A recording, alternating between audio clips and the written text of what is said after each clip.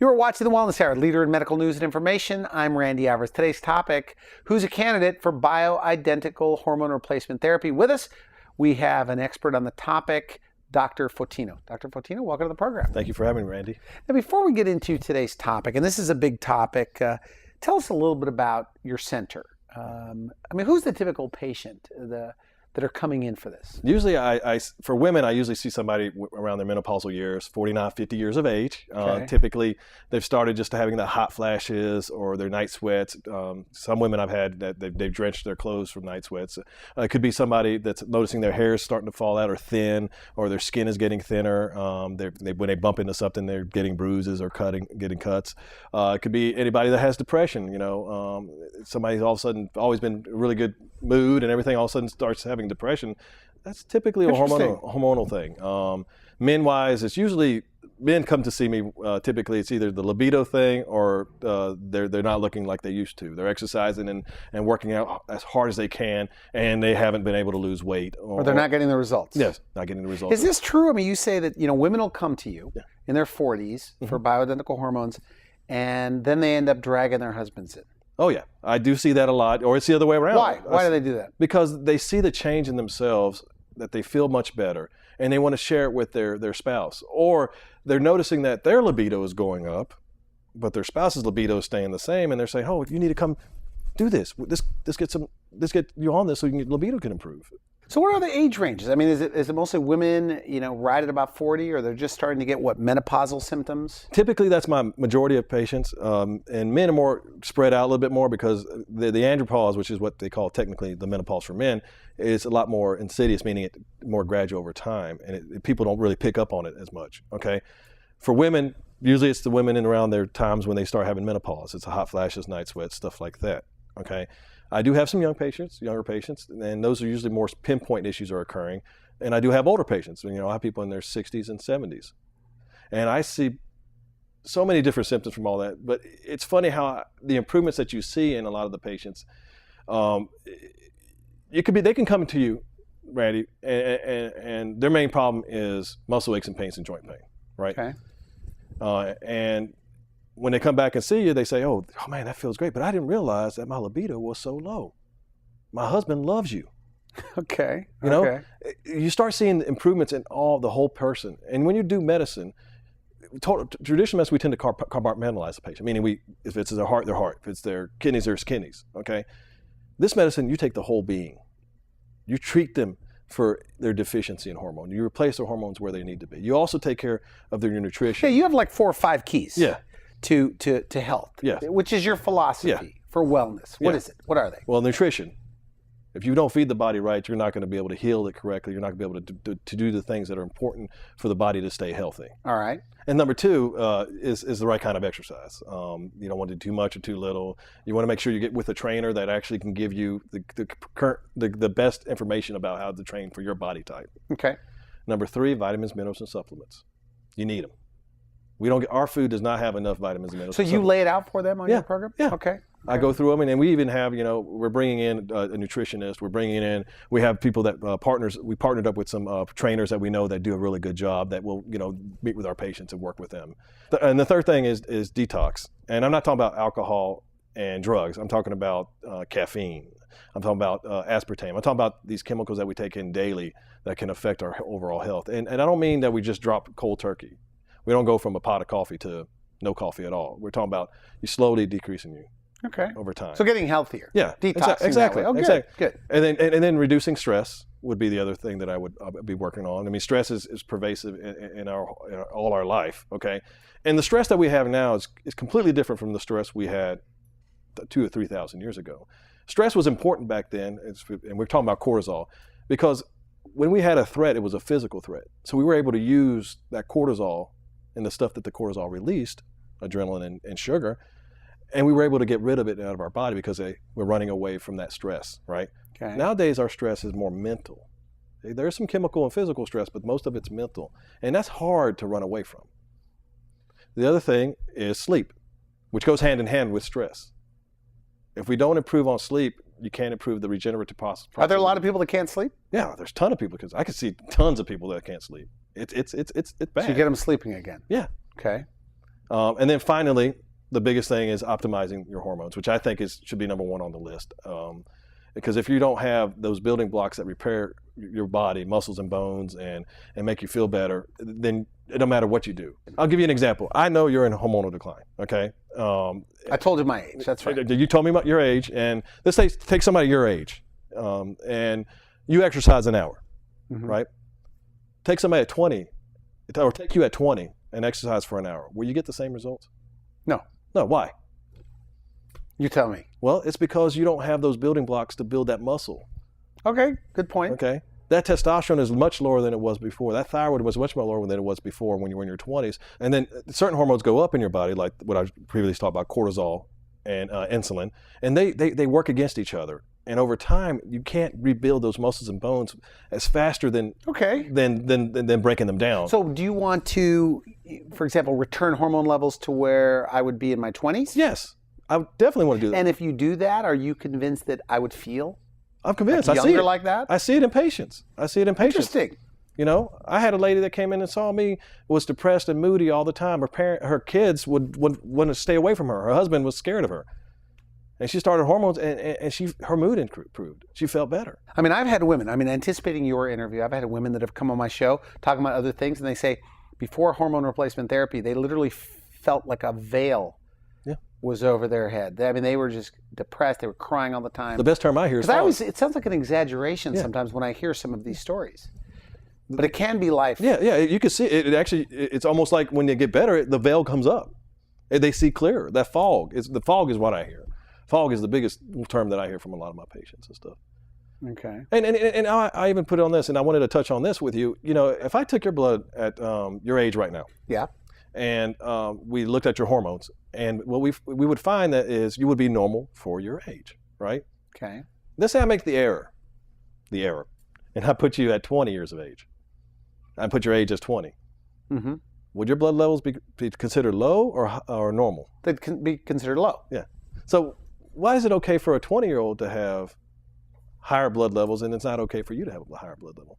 Just because everybody else around you has low blood levels? So with women, what you're doing is you're taking 40-year-old women. I want to make sure I catch your philosophy here. You get them eating right, get them back to sleep, right kind of nutrition, but you're returning hormone levels to where they used to be.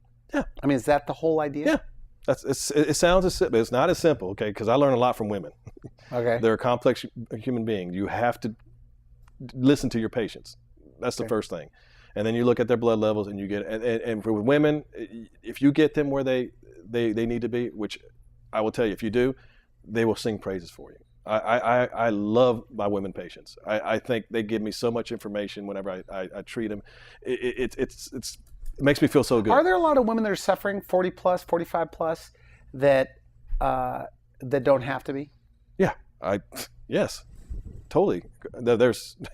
They come see me, I'll help you. So what are the commonly replaced hormones? Well, the commonly replaced hormones, it's more for women than men. Typically, men are testosterone and thyroid. Okay. Women are estrogen, progesterone, testosterone, thyroid, and there's some lesser hormones like DHEA and melatonin, which is a hormone. And then I do hormone, human growth hormone, but I try to get it up naturally through improving your sleep. Stage 4 sleep, which is your deepest sleep, is when you typically improve your human growth hormone. With women, testosterone, how does a woman know? Because I don't even think, when I think of women, I don't think of women as having a testosterone level. How does a woman know if she's low in testosterone? Well, believe it or not, your best, the best hormone for your skin is testosterone. It increases collagen and elastin in your skin, which are the two things that keep that skin nice and taut. It keeps it from getting paper thin and keeps you from getting that damage to that skin later in life.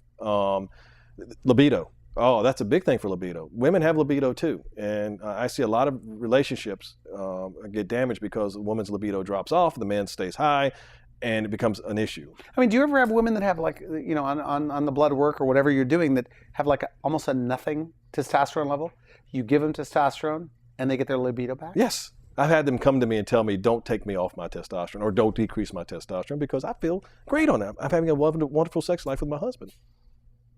It's dramatic. And there's study after study that shows it improves your energy, decreases fat, increases muscle, helps with sleep, helps with memory, And there's a lot of issues that women come in for me because of that. They say my memory's low.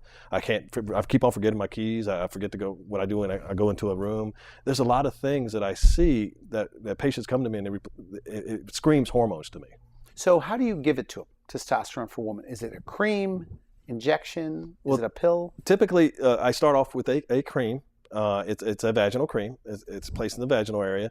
If that doesn't work for the patient, I usually do an oral pill for them. I stay away from injections from women. For like estrogen and progesterone, estrogen is typically a pill if they have no risk for heart disease, like high blood pressure. If they do have that risk, or they're 10 years out of menopause, I typically do a cream. Okay.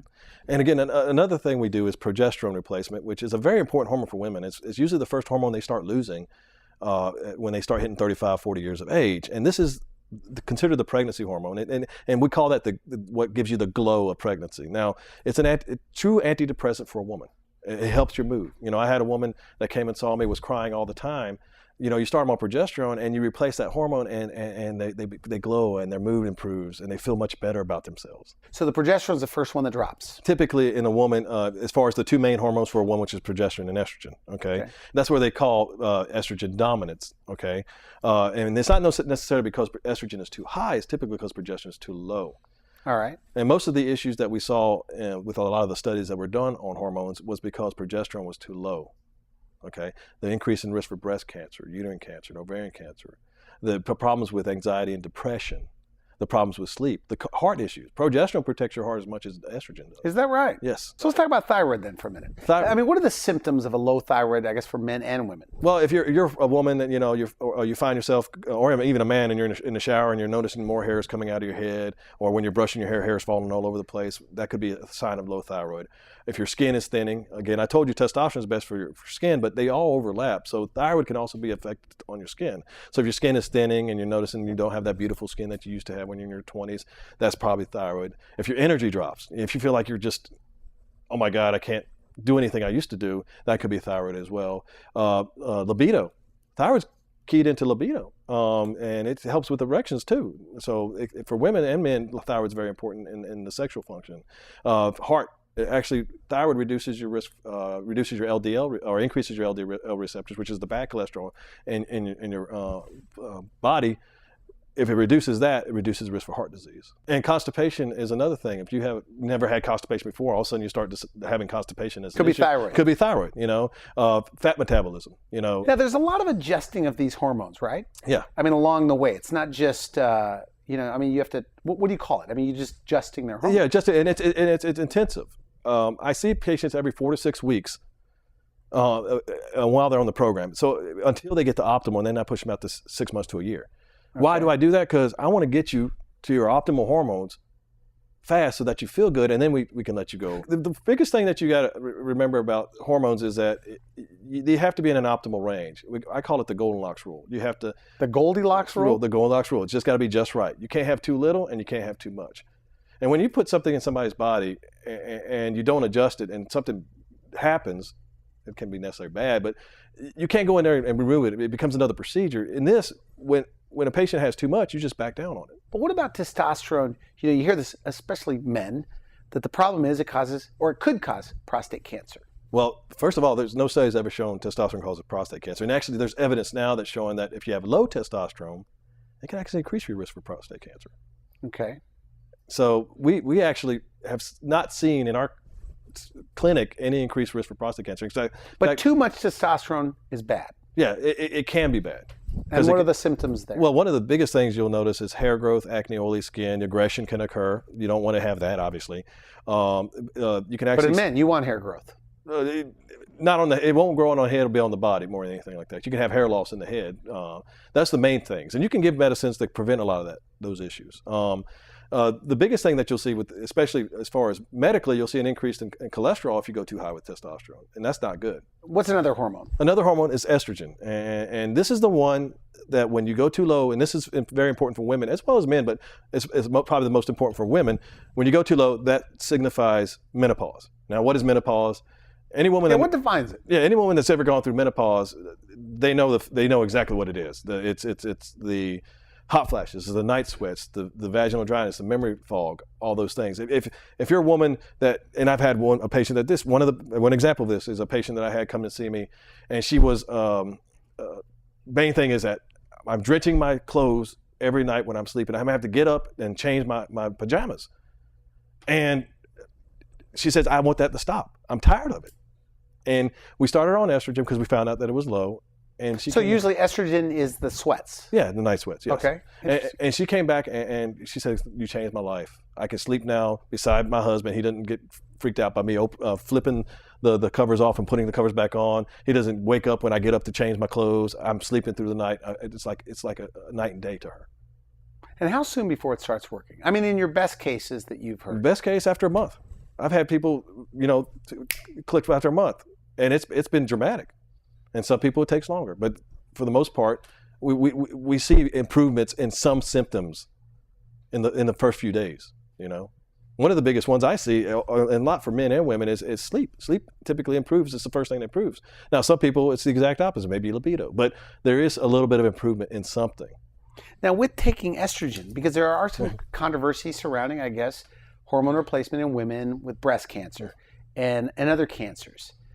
It's like, certain women will say, you don't want to mess with the hormones. I mean, there could be issues. Traditional medicine doctors can say things like that. So what is your response to those kind of statements? Well, or maybe laying some fears to rest here? Well, the research, if you break down the research, the studies that they were looking at, estrogen didn't increase the risk for breast cancer over the short term. It just decreased it slightly over the long term. And remember, they were doing studies with both the synthetic estrogens and synthetic progesterones and some of the regular hormones like the bioidenticals, progesterone and estradiol. And what they were finding was when they gave progestins, which is the hormones you find in birth control, which are the synthetic progestins, increased the risk of heart disease and breast cancer. But when you added progesterone, it decreased the risk for breast cancer and heart disease. Less than the normal population. But they forgot, because they lumped them together, they said all hormones are the same, they made it sound like progesterone was bad for you too. I'll give you even an anecdotal thing. Look at it this way. You see a lot of women with breast cancer at age 20. Is that right? Okay. No, you don't see a lot of women at breast cancer at age 20. Okay.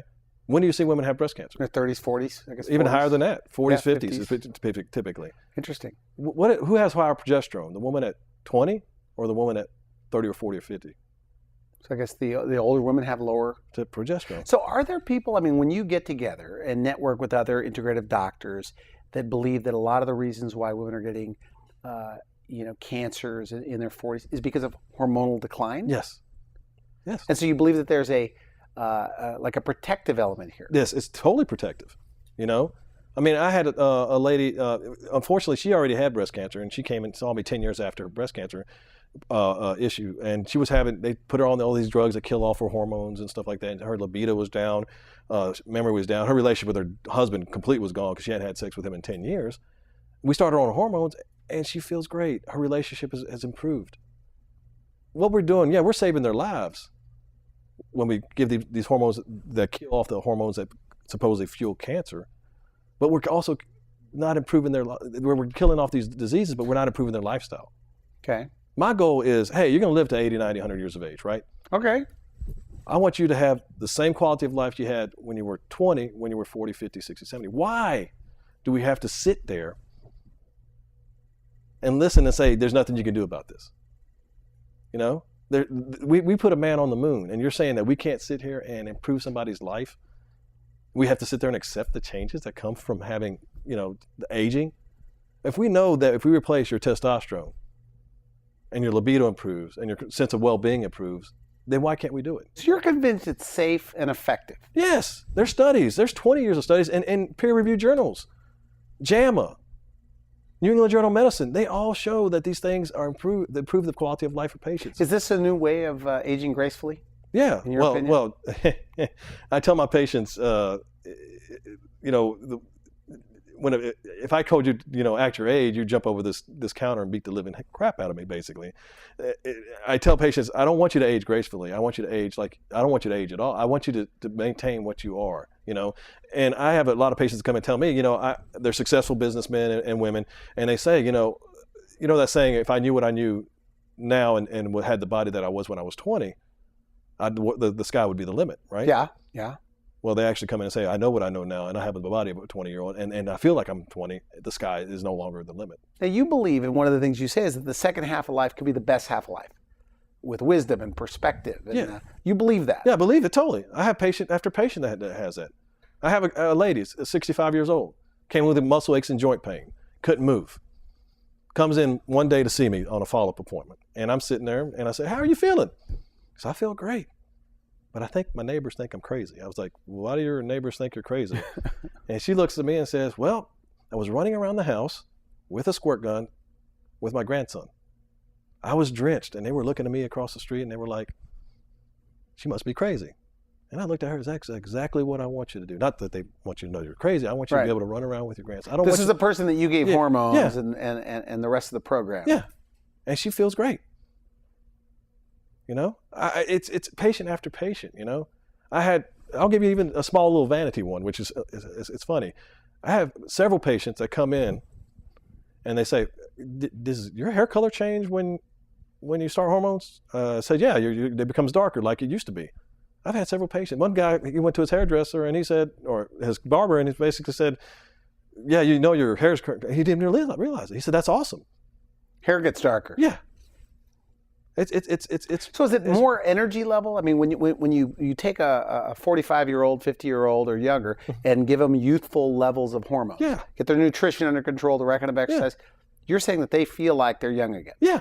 They tell you that. Yeah. They say that they could do everything. I had a couple. The husband came into me first, and he started the program, and then he got his wife in. And usually the ones that are skeptical are the ones that bring the wife that comes in after because her husband, or the husband that comes in because their wife told them to come in, right? Okay. And they come in, they went on a vacation, and he comes back with this big smile on his face, and he tells me, we just went on a vacation abroad, and man, I feel great. I feel like I was 20, and it wasn't only outside, it was in the bedroom too. It rekindles relationships too, because for men, the way we kind of get our expression of love is through the touch and sexual activity. And women, when they lose that libido because their testosterone or their thyroid starts dropping off, they become to think that sex is a chore, but that harms that relationship. I want it to be fun for both men and women. So they tell you that? Yeah. Oh, they come out, they'll tell me anything. I had a gentleman that, he hadn't had an erection in 20 years, and he comes back and he says, hey, you changed my life. So you tell them what to eat as well? Yeah, we have them talk about their nutrition. We also talk about what exercise regimen they need, what supplements and vitamins and minerals. Vitamins and minerals are important. They're almost as important as hormones. I have it at the top of the list of what they need to be on. And then the hormones are the second part of that list. I know your age. You look young for your age. Are you taking hormones? Yes, I am. So you believe in it? I have a physician that what do you take? Can I ask? Put you on the spot? You can ask. I do testosterone and I do thyroid. And you think it's healthy? I think I feel 100% better than I used to be. I used to feel like tired all the time. I would think I'd got plenty of sleep, and I wake up. I don't want to wake up. So when you were involved in like emergency or urgent care, helping people that were dying or in an urgent situation, a problem, because you could have impact there, save some lives. Yeah. Now that you're doing what you're doing, do you think you have more impact here than you did there? Yeah, because I'm catching people upstream. I'm not only going to save their life, I'm going to make them feel better. I'm not saying that there's nothing wrong with saving somebody's life, but most medicine, if somebody has a heart attack, their quality of life is going to go down. I want to prevent you from having that heart attack. Okay. If I can prevent you from having that heart attack, hey, I've done more than anything else. Are there people, women that go to you that are depressed? They have these night sweats, that maybe they're on an antidepressant. Do you ever wean people off some of these things? Have you seen it happen? It's very successful. I do it all the time. And some patients do it on their own because they feel so good. They're like, I want to get off this. I've had several women that have come in with antidepressants, anti-anxiety medicines, like Xanax and those kind of medicines, and they are like, I don't need these anymore. You've changed my life. It's as a physician, you don't know how much that makes you feel. That you can actually, in real life, take them off the medicines that supposedly you got to keep them on. What about things like cholesterol? Have you seen cholesterol lowering naturally? Yes. Testosterone is one of the best hormones to lower your cholesterol. Even for women? Yes. I see it all the time. So they're called natural hormones. Yeah. Bioidentical hormones. Yeah. So, but what should they look for in a doctor that's doing this? Well, Did you say there's a lot to it? Yeah, there's a lot to it. There's a lot of doctors that do it. Just make sure that they have gone to a training program on hormones. The second thing, you want a doctor who's going to spend time with you, because if a doctor only spends 5 minutes with you, or you actually see a doctor, I've heard of clinics that you don't see a doctor. Okay. But you want to see a doctor because, like I told you, the diagnosis of most of these hormone deficiencies is based on signs and symptoms. Okay. It's not based on blood levels.